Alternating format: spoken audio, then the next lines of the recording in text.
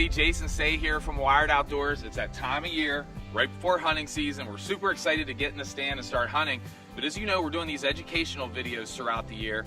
And what we want to talk about today, this is the first part of two parts. And today what we want to talk about is scent control. And I have the privilege of having Nick Andrews, the VP of Marketing from ScentLok, here with us. And there's nobody that knows more about scent than this guy. And ScentLok's been in the industry now for how long? 25 years. That's all they do is scent control. So there's a lot of misperception out there of guys of what products they're using, what scent is what, and you know, I'm even learning things. There's different kinds of scent. So today's program is all about educating you on the different kinds of scent so that you can better control it. So take us through the different kinds. Right, so your human odor signature is fundamentally built of 3 pillars. And one of the first pillars I'll talk about is bacterial.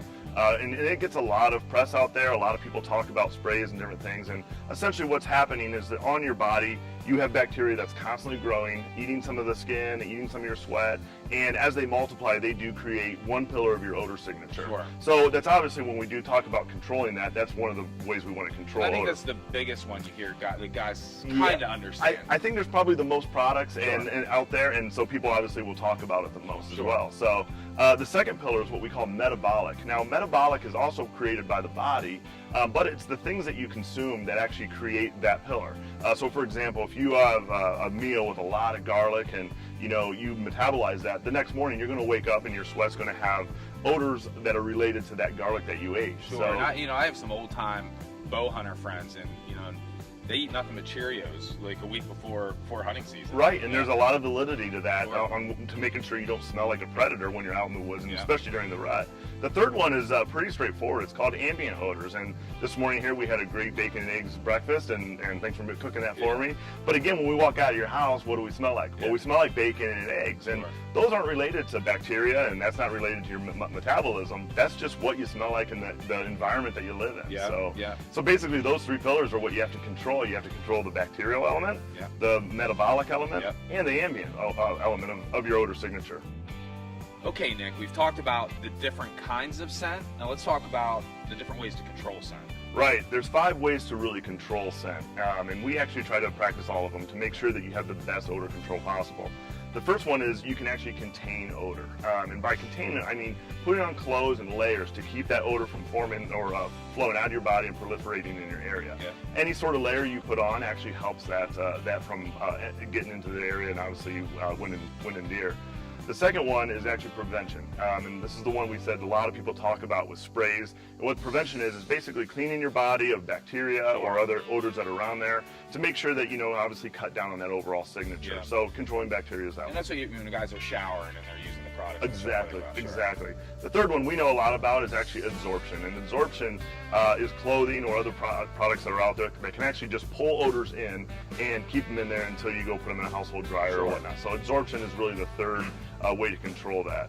The fourth one is destruction, and there's some products out there now with like ozone, that what it does is ozone goes into the air and attaches to basically an odor molecule and breaks it apart to where it's unrecognizable. So the odor molecule smells like Jason Say, the ozone attacks it and breaks it apart, and it smells like something that's unrecognizable to a whitetail.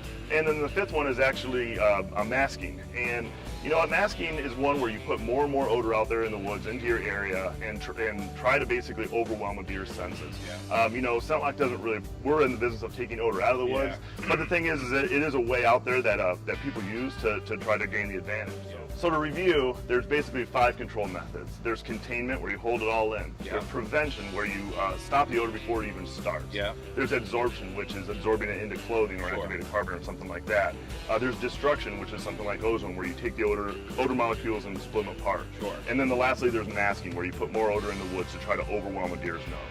Okay, Nick, we want to thank you for being here. And like we said at the beginning, the goal of this video is not so much, get this product, do this, but it's first and foremost helping people understand scent and how it works and the different ways you can control it, because we think there's a lot of misperceptions out there and people need to understand how it works in order to control it.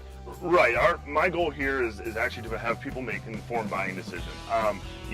There's a lot of people that think one way or think the other, and we just want to try to clear that up. And no matter if you have a big budget, a small budget, believe in one technology more than the other, the thing is, we want to make sure that when you go to the store, you're like, hey, that does that with that odor pillar and that sort of thing. So again, making sure people make the right buying decisions is our goal here. Yeah. So. And I'd like to say, personally, from the team at Wired Outdoors, you guys have been sponsors with us now, I think 5-6 years. We've been together a long time.